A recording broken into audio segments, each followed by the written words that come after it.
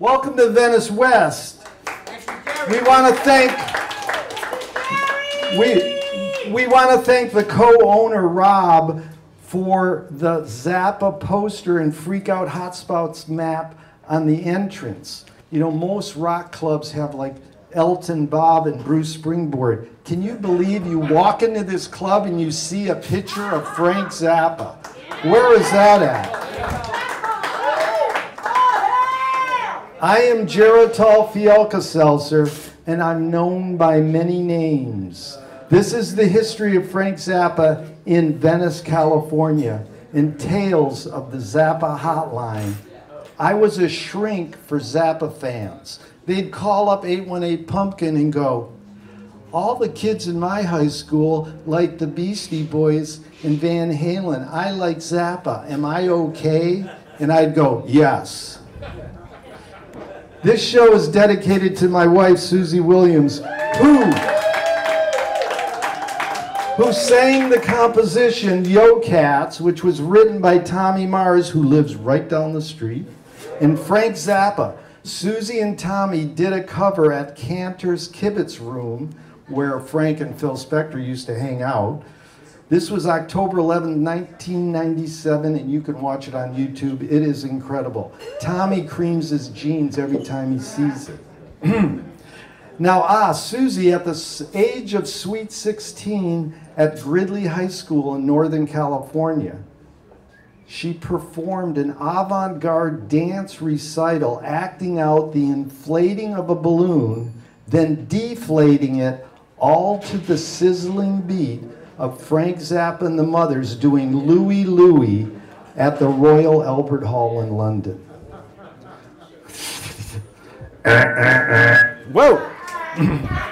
Now, you know that Richard Berry wrote Louie Louie right here in East LA, trying to imitate Havana Moon by Chuck Berry. And he threw in some clave beat, as I learned from Ruben Guevara, who told us the history of that song at my place in Santa Monica on a panel discussion with Jello Biafra and Frank Zappa. Don't miss Susie, LA's Diva Deluxe, the Venice Beach Show right here, April 14th, with Kahlil Sabbagh leading the band. Ginger Smith will be there. She'll be doing the Lit Show, the 17th annual, July 20th. And she's right down the strip at the street at the Trip, March 7th, with Michael Yost. Listen, I'll introduce another great Venetian Zappa connection, Kahlil Sabbagh, in a few moments. So first of all, let's get present and be prepared to crank some Frank with this amazing band. So we're going to take, this is a media yoga session, we're going to take one deep breath in together. Ready? 1, 2, 3. And release. Okay, we're going to raise our collective consciousness. Frank called that the eternal cosmic wisdom. And really have a good time. So let us pry. Have you heard the latest? It's not out yet. Guy walks into an antique store and says, what's new? We can invent newness, new questions and new metaphors out of frankness. He promoted audience participation. So let's do that. They call it the human microphone with the Occupy movement.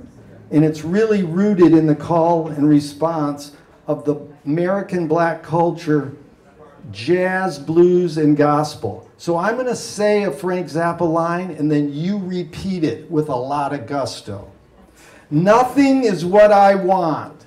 Nothing is what I want. Okay, when we do that later on, I need a little more gusto. Thank you. So let's get knee deep in the swamp muck here, people. In 1968, the Cheetah Club was right on the boardwalk in Navy. Okay? Then in 1986, 72 Market Street. And then in 1990, on the boardwalk. These are the three major times Frank visited our beach town. Now on the Today Show, that was on NBC, and I'm not CBSing you. Even one of Frank's girlfriends was feeding the homeless just at the boardwalk within the last 3 years. Karen Spelling, you can hear her on my podcast talk all about it. She was heir to the Warner Brothers family. The real vortex of Frank in Venice is Tommy Mars. All praise Tommy Mars. He rides his bike to the boardwalk, on the boardwalk, and watches the sunset every day. He's the real deal, people. I'm sorry he's not here tonight, but he's doing healthy and we love him dearly. The treat is that you can run into him on the street like one of these gentlemen did and took him to lunch, and he will tell you the history of Frank Zappa and his experiences with him. He's an enlightened human being. God bless Tommy. Tommy. He also was hired by Zach Tabori, who's sort of like the new Frank Zappa ballet, and you can hear Tommy playing with Zach online. Pretty amazing. You can also watch Tommy being interviewed in my backyard by Bob Dobbs. Truly enlightening. Another Venetian who played with Frank Zappa, his name is Warren Cucurullo. You know what? He had an important line in Baby Snakes. And here's your takeaway. Listen up. He said, people, you know, he's backstage in New York, and he says, all these people think Frank Zappa's a wild man, but they forget that notes are involved. You got to realize that Frank's bio that he put out was 2 words: American composer. He was all about composing. That's making, arranging in many medias. So here's the real takeaway. What Frank taught me was to embrace contradictions. So here's another human microphone. Let's do it a little more gusto. This is a line from Frank, and I want you to repeat. You've got to love the police. You've got to love the police. As they kick the shit out of you on the street. Weak people. We got to do this better. So this is all about our duty. You know, Frank's crossing the border, and the custom officer says, "What are you on, Frank?" He goes, "I'm on duty." Yeah. So you people are on duty with me here. We're all here present together. We're like Umberto Eco taught us. You got to stand on the shoulders of giants and look farther. Invent new questions and new metaphors. You know, the kid, there's a great joke where the kid finds out that his dad does something and goes to work and makes a living. So the kid says, "Dad, what do you do for your job?" He says, "I'm an art teacher. I teach them how to draw." He says, the kid goes, "You mean they forgot?" Yeah. Frank Zappa forgot to die. In 1988, he put out his book, and he actually said this. His kid says, "Well, what do you do, Frank?" He says, "I do composition." Key word again. "I just happen to use material other than notes." So, you know, Warren's stressing notes are involved, and Frank says, well, it's not just notes. It's air molecule sculptures. It's a combination of art and science. It's like Calder's mobiles. So this is a direct quote from Frank's book. "A composer is a person who goes around forcing their will on unsuspecting air molecules, often with the assistance of unsuspecting musicians." Let's hear it for the orchestra. "I employ a system of weights, balances, measured tensions, and releases similar to Edgar Varese. Best compared to Alexander Calder's mobiles. Multicolored whatchamacallits dangling in space, big blobs of metal connected to wires balanced ingeniously against little dingleberries." This is dingleberries. This is Frank speaking Finneganese. This is push and pull. It's judo. And if you go to the etymological root of the word jujitsu, this is what Frank did. It's softness with art and science. Frank was evoking Varese's "the present day composer refuses to die." I know Michael Shields right there. When I ask him, "Can you forget to die?" he says, "Hell yes, I can forget to die." Frank forgot to die. He lives. The proof is on this stage tonight when these gentlemen start playing his music. Both James Joyce and Frank Zappa knew this. All times are happening now, all at onceness. In this media yoga session we're participating in right now, Be Here Now, we're evoking Wyndham Lewis. The artists live in the present and write a detailed history of the future. So welcome to Frank Zappa in Venice. Let me take you to the beach, because the ocean is the ultimate solution. Duchamp knew this. He said there's no solutions because there's no problems. Abbott Kinney started this amusement park town to have fun, celebrate creativity. Glenn Miller and Benny Goodman played as teenagers music on the Venice Pier. Buster Keaton turned stumbles into a dance, and Charlie Chaplin's first film ever was Kid Auto Race in 1914, right at the dog park. Now, Chaplin was Spencer Dryden's uncle. Spencer's the drummer for Jefferson Airplane. Frank highly influenced Spencer. He called Frank a genius. Now, you know what Frank said when he was asked, what is a genius? He says, it's someone who steals and you can't tell who they stole it from. That's T.S. Eliot. The mature poet steals, the immature poet imitates. There's a rich history of 60s bands in Venice. At the Boardwalk and Navy, the Biker Bar, Cheetah Club, Old Aragon Ballroom. You gotta read Marty Leboff's amazing comprehensive Beachhead article. It documents its history. Frank Zappa played the Cheetah Club. Who else? Janis Joplin, the Grateful Dead, Sly Stone, Howlin' Wolf. When the Mothers played at the Cheetah Club, I talked with Ray Collins years ago, and he said Herbie Cohen, their manager, who was an ex-gun runner, said, take a cab down to Venice. He says, I ain't taking no cab. I don't have money to pay for a cab. I'm already getting paid to, well, in the words of Sponto, how much are we not paying you? Double that. Talk to Nick about that. The Mothers actually did a New Orleans-style parade out of the Cheetah Club onto the boardwalk. So all hail the New Orleans marchers today, the second line Bon Ton Roulette celebrating Mardi Gras today on the boardwalk.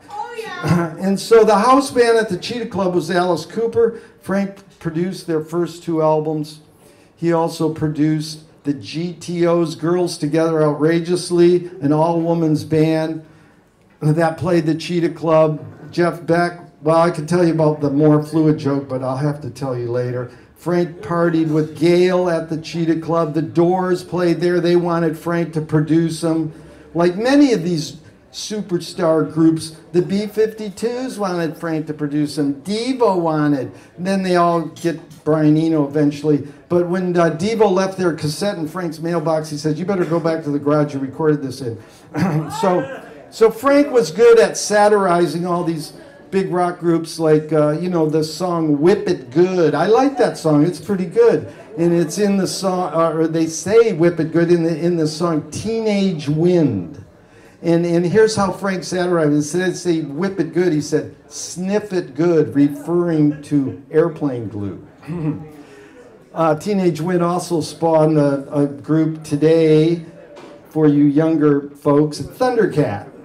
He's a Frank Zappa wannabe. I spoke with Mark from Devo, and you got to remember, I helped jumpstart their career by showing their film at the Ann Arbor Film Festival before they were a rock band. And I said, Mark, what do you think of Devo? Excuse me, Mark, what do you think of Frank Zappa? And he said, well, all the guys in my band think he's really good, but I think his lyrics are too 70s. And I said, Frank's too everything. Well, Frank did produce some amazing LPs by Wildman Fisher, Ella Shankar, and Captain Beefheart, who also hung out in Venice with Lenny Bruce in a pagoda. If you haven't heard it, Captain Beefheart plays a one-note harmonica solo on Think Fish, uncredited. I spoke with Captain Beefheart 52 times in 1991. He'd call me in the middle of the night. And, you know, besides meeting Lenny Bruce in a pagoda in Venice, he also wrote an amazing poem. The stars are matter, we are matter, but it doesn't matter. You know, at the end of his life, Frank Zappa was talking with Captain Beefheart, Don Van Vliet, and they had both watched a PBS special on the Big Bang Theory.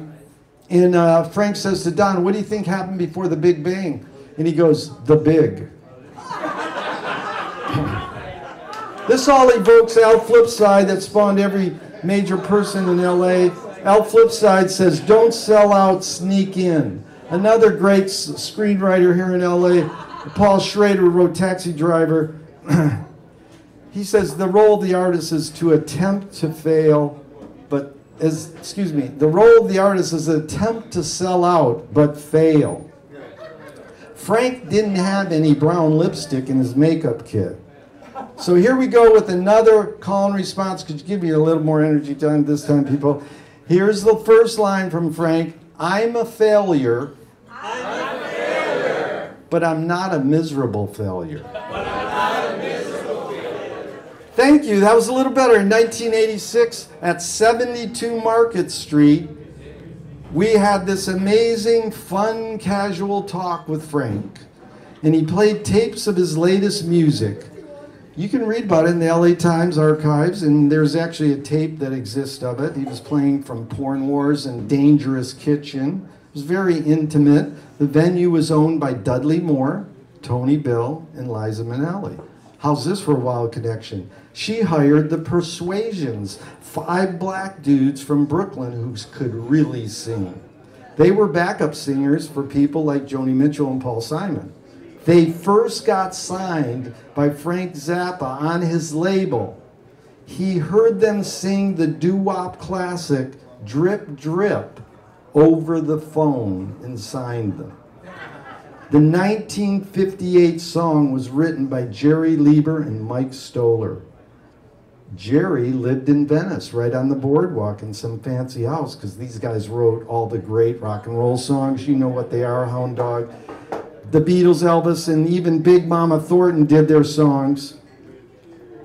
When they first got to LA, Lieber and Stoller were white, young Jewish kids trying to make it in the music business. They signed with a black dude who swindled them. And they loved this ironic switch. They would always go, how's that for the music business? 2 white Jews being screwed by a black guy. Whoa! Just a year before that, 1985, the Pogues released Dirty Little Town, one of Frank Zappa's favorite songs. If you notice at Shane's funeral, which you should watch on YouTube, the priest holds up a copy of Finnegan's Wake like it's the host. My friend Nastasia in Dublin said her nephew was serving Shane beer in a hotel room once, and he delivers 10 beers to one guy in a lonely teenage, hotel room. And he says to Shane, you gonna have a party? He says, no, I'm working. Both Shane and Frank were workaholics, but they shared this sentiment too. They were very serious about being not serious. Then in 1990, Brian Gumbel interviewed Frank for the Today Show. Like I said, NBC, I'm not NBCing you, because I'm not CBSing you, in front of Small World Books. That's right where Radio Venice is located. And shout out to Michael Yost for having a Frank Zappa special on his amazing podcast in 2021. Brian asked Frank about being a musician, and again, you can hear Frank, this is on YouTube. The whole thing is composition. Frank knew it didn't matter if he was doing an interview or he was playing music live or writing, everything was composition. It's the project object he's talked about for years. They discussed being a businessman. Frank was establishing ties with Russia. Brian said Frank is now a force of change in Eastern Europe. He stressed that Frank contributed for free the soundtrack to Jacques Cousteau's Outrage at Valdez. And another great clip you have to watch is Frank on Dinah Shore, 1979, and he's introduced as the way he wanted to be introduced. I'm a documentary reporter.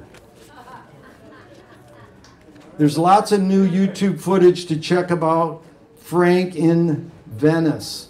You can see clips of Bruce Mass. That's when they had a huge rock concert at the Boardwalk in '68 to celebrate Lenny Bruce's birthday. You can see Elliot Ingberg there wandering around. A hero to me indeed. He was on the cover of Freak Out. In his band Fraternity Man, he wrote the song Don't Bogart That Joint, My Friend. He had a big impact on Little Feat, and if you haven't ever heard Alice in Blunderland on Captain Beefheart's album, it's a must. Elliot's, hello, thank you. Alice in Blunderland. And Elliot's brother Ira got signed in LA at 16. He plays with Dylan. And you know the story about Elliot playing at the Monkees' house, and Hendrix was there with his jaw on the floor. Elliot is an amazing person, and he's still alive, and this is how he answers the phone. What? He's the ultimate beat to me. The other funny Monkees story is Frank was on a couple Monkees. He was on an episode. He was in the movie Head, and Mike Nesmith's driving Frank home once, and he says, Frank, can you teach me how to play like Jimi Hendrix? Elliot was forming a band called Kemp Town Zenith with Bob Buffalo Roberts in 1971. Bob played with Reuben and the Jets, Hot Tuna, and New York Dolls. He started Spotlight Tattoo on Melrose's coolest tats in LA. But more important in this band was Steve Fedora, our own music hero right here, a vet in Venice. He should be here tonight. Steve, this is really Venice rock and roll history at its best. Steve jammed with Stevie Ray Vaughan right down the street after the Blue Lagoon Saloon Club closed down. Stevie wanders in and he says, hey, can I jam with you? So Steve Fedora jammed with Stevie for 2 hours. This is right across from Brennan's. This was just before Stevie's first LP, Texas Flood, came out in '83, 11/26/82. Another local Frank Zappa star is Ruben Guevara. He was in the band Frank produced, Reuben and the Jets, from '68 to '74. I was lucky to have him in my Pixel Disc Video Festival 2 years ago, and he did a salute to Ronnie Spector. Our 34th year with Toy Videos is in November. Here's the cool thing. Reuben played with Bo Diddley on Shindig in 1965. The dude's raised in Santa Monica. He's Hispanic. And they made him change his name on the TV show to J.P. Moby. But he went along with it, which he kind of regrets. But this guy did not suck up to sex, drugs, and rock and roll his whole career. He is a true patron of helping kids in the ghetto learn theater, and he's a true political activist. He's the Neo-Chicano Aztec god of funk. You gotta get this guy's book, Confessions of a Radical Doo-Wop Singer. He's got a chapter in there in having an affair with Pamela DeBars in downtown LA, and it's like reading Chandler and Charles Bukowski. And again, he did a version of America the Beautiful, and he said, the present day Pachuca refuses to die. He works with John Desmore, and you know, this guy's a titan. He truly inspires me. Now, Frank Zappa loved two icons that hung out at Sponto Gallery before it was Sponto Gallery, when it was called the Venice West Cafe, Lenny Bruce and Lord Buckley. Now, Susie Williams just put up her video of Tijuana Bible Thumper. Now, this song is directly related to Frank Zappa. You might not know this, you might be too young, but you should learn about this. The Tijuana Bible is a little 8-page booklet. It's palm size. It's erotic comic books made in the U.S. from 1920 to 1960. In his song, Dirty Love, Frank Zappa sings this line, just like some nasty little pamphlet in your daddy's bottom drawer. That is a 8-pager, people. That's a Tijuana Bible. In Flint, Michigan, being raised there, I used to find these 8-pagers behind a gas station near a church. This is explicit sexual escapades with Popeye, Blondie, and Dick Tracy. These were the first underground comics. So much for sex education. You'd be wind up working in a gas station. So any of you hardcore Zappa fans can tell me the last line of wind up working in a gas station, you win a free refrigerator magnet for my book.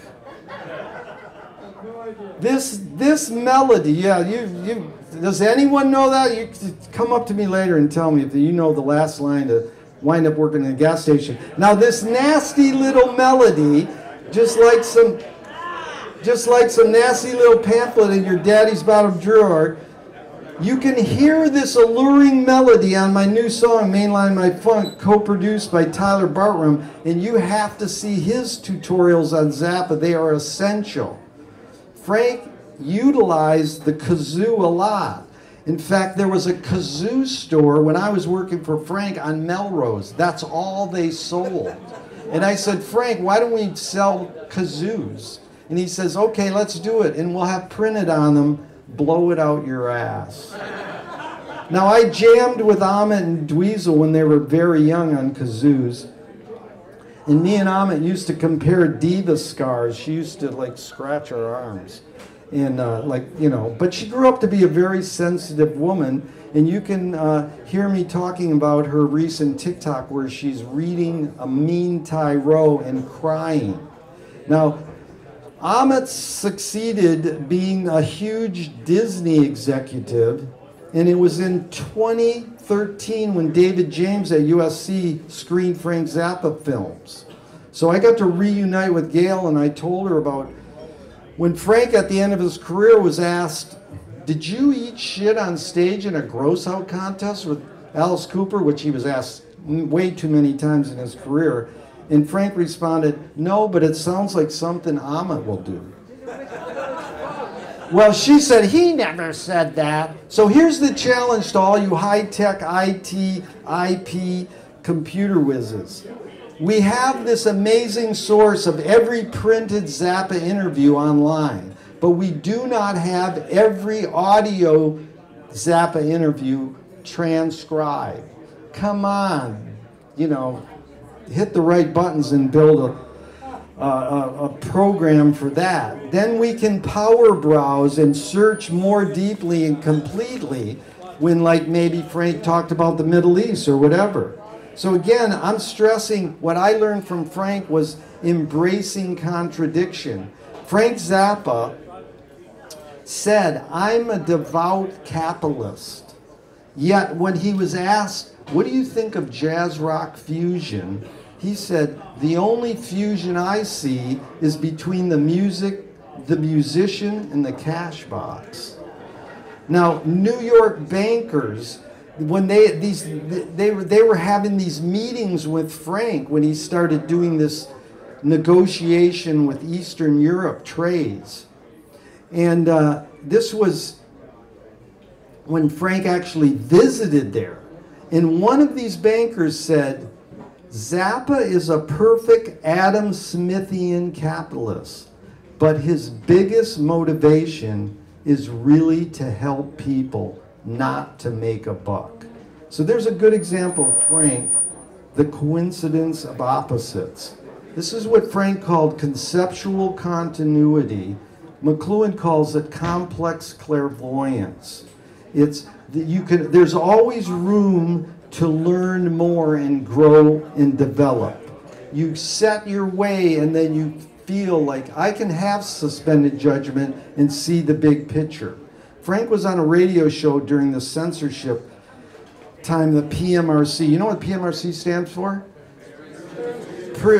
Pre-menstrual Republican cunts. Okay, so this woman calls up Frank on a talk show, and Frank's going, everybody, if they really listen to rock lyrics, then why isn't everybody loving each other? So that's what most rock songs are about, love, right? And a woman called up and says, Frank, these songs are about puppy love. And he went, yeah, you're right. So he was willing to learn. And here's another way he just demonstrated this to me. My friend Steve Probst, one of the great R&B historians in LA, was interviewing Boozoo Chavez, who wrote a song in '55 called Paper in My Shoe. And if you know the song by Frank Zappa called Brown Moses, he quotes it in his song. I keep a little paper in my shoe. Steve asked Boozoo, what does that mean? And he said, to block the hole in my shoe. I asked Frank, what does that mean? Frank said, well, I think it means you keep a little spare money in your shoe. So again, Frank was willing to hear other points of view and incorporating him because he knew everything was constantly in flux. That you could blast open the bardos with binaries. In fact, Ray Charles said, what is the blues, Ray? And he says, well, a black man's walking down the street with one shoe, and the white guy comes up to him and says, did you lose a shoe? And he goes, no, I found one. Frank wrote a song, I Can't Afford No Shoes, in 1975, in the amazing album One Size Fits All. Brother, can you pair a dime? That's George Clinton, who actually quotes I Am the Slime in his concert. This dude is still playing concerts and going strong. Thank God for P-Funk. You know, and if you haven't heard I Am the Slime and listened to the lyrics closely, you know, it's like the mantra of our day today. It's like Martha Graham said, great artists aren't ahead of their times. They are their times. And since all times are happening now, whew, I Am the Slime. Make sure you go home and Google that and read the lyrics. They're coming on at 7:30. I got this at 7:05. So I like hecklers. This is important. But Nick told me they're going to go on at 7:30. So come on with a better heckle than that. I appreciate your heckle. That's my grandmother. So as Steve Allen said in 1963 to a 22-year-old Frank Zappa, I congratulate you on your far-sightedness, and as for your music, don't ever do it around here again. So there's something really important here that Frank encouraged starting in, and I know this heckler doesn't want to hear this. Okay. What Frank started writing on his album covers was register to vote and vote. And he also was saying, educate yourself. These are two words I learned from my friend right here, Code Pink Tie. Educate yourself. So Frank knew all the cliches that hecklers would say. I'm not going to vote because I don't want to encourage them. Or how about this one? If God wanted us to vote, he would have created candidates. So, you know, Frank was saying, pull the wool over your own eyes. You know, don't encourage them bullshit. It's a choice between Tweedledee and Tweedledum. You know, here's another human microphone we're going to do that Frank taught me. Ready? Don't stop. Don't stop. And keep going. And keep going. Weak. We're going to have Kahlil coming up here really quick. And it's a real honor and a pleasure to have Kahlil Sabbagh introduce this band. This was in 1986. Kahlil Sabbagh here called up the Zappa hotline. How old were you, Kahlil? 16 years old. He says, I'm the world's strongest musician, and I can dunk a basketball and play the black page. And on the Zappa hotline, I was like, yeah, sure. So, you know, when you get out here to LA, let's hang out. Well, he's become one of my best friends over 35 years, and his history with the Zappa world is intense. He's played in the Venice area for many years. In 2002, he was a guest with Project Object, played with Napoleon then. And the Rondo Hatton Experience was me, Kahlil, and Andy Sinisi in 2008. We played at Sponto Gallery, and Andy said to me, it felt like we were in Hollywood in the 60s. In 2011, Kahlil played with Eddie Jobson at ZAPPAness. And for years, he played with Susie and Nick Ariando. Simon Prentice, who's one of the greatest Zappa people in the world, said it was the best Zappa cover he ever heard. Then in 2018, he played with Dweezil, who will be touring again soon. And at Bruce Fowler's birthday party last year, Kahlil blew all these pro Zappa people away. It was amazing. He leads the band for our beach show, and he sings a Slim Gaillard song. You can see Slim right on the walls here. Slim Gaillard, does anybody know which president memorized every Slim Gaillard lyric? Ronald and Nancy Reagan. Kahlil leads the band for the Lit Show and the Beach Show.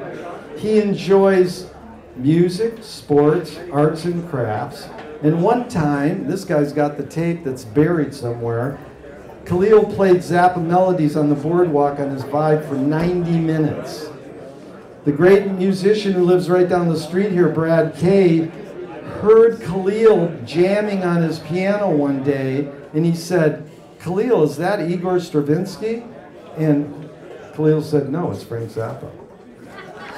Now, Kahlil's going to treat us to a solo marimba Zappa composition entitled Sinister Footwear. How appropriate into introducing this amazing band, the Stinkfoot Orchestra. You got to give it up for Nick and these guys. They are an amazing band, and they are dedicated to keeping Zappa's music. Now, being the world's strongest musician, I'd like to insert, I wanted Kahlil before Sinister Footwear to insert a quote from the hardest Zappa composition ever, The Black Page. If you can tell me the title of this quote, you will win another refrigerator magnet from my book, Strange Questions.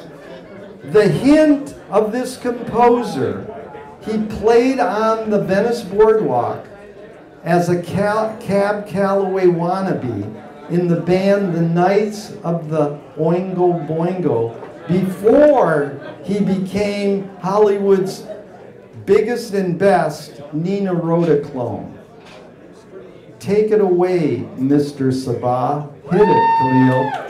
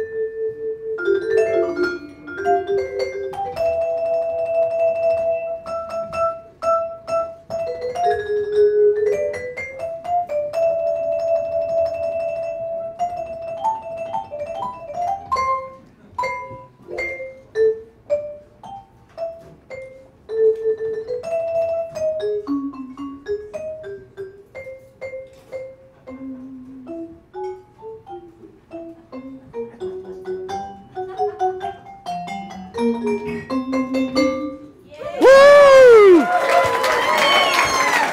Thank you, Kahlil. Wait, Kahlil, show them your real talent. Come out here to the light. You got to see what this guy can do with his body. Kahlil's a really talented human being. We're going to be bringing up Stinkfoot Orchestra really quick, but I wanted to have Kahlil come over here in the light, Kahlil. Thank you so much. Now, you know, Frank wrote a song called Titties and Mirror. Could you show him what you can do? Gerry loves it when I do this. Watch this.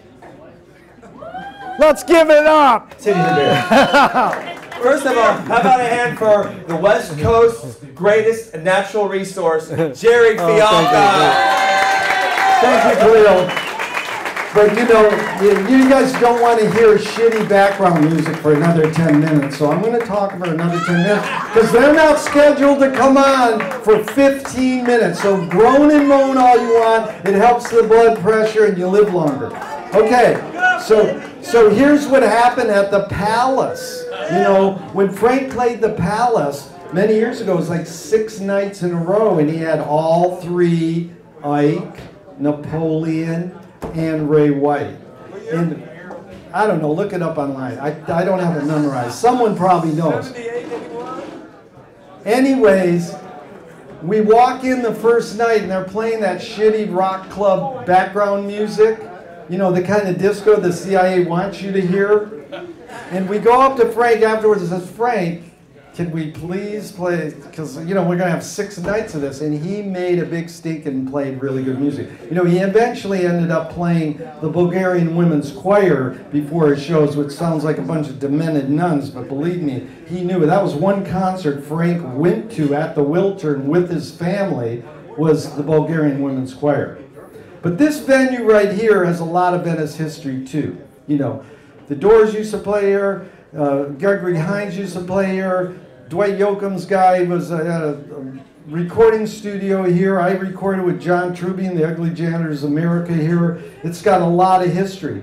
But one guy who recorded here who recently passed was Mojo Nixon, who really had the spirit of Frank in him. So I thought, as a tribute to Mojo Nixon, and his ghost haunts us right now in this room, that we would take his biggest hit and reword it. So we're going to do call and response again. Hey, come on, give me a little more gusto, okay? This is a song that Mojo wrote about Elvis, but I'm going to change the words a little. So I'm going to say the line, and then you repeat it after me. This is what Frank wanted people to do. Audience participation, not to sit there passively. Like the poet Auden says, the mystery of art is that we don't know if it activates or pacifies us. So you can show your own gusto right now. Here's the first line. Frank is everything. Frank is everything. Frank is everywhere. Frank is everywhere. Frank is everybody. Frank is everybody.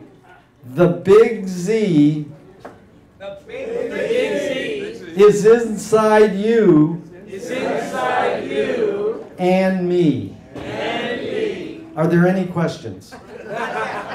That's why you got Trump, motherfuckers.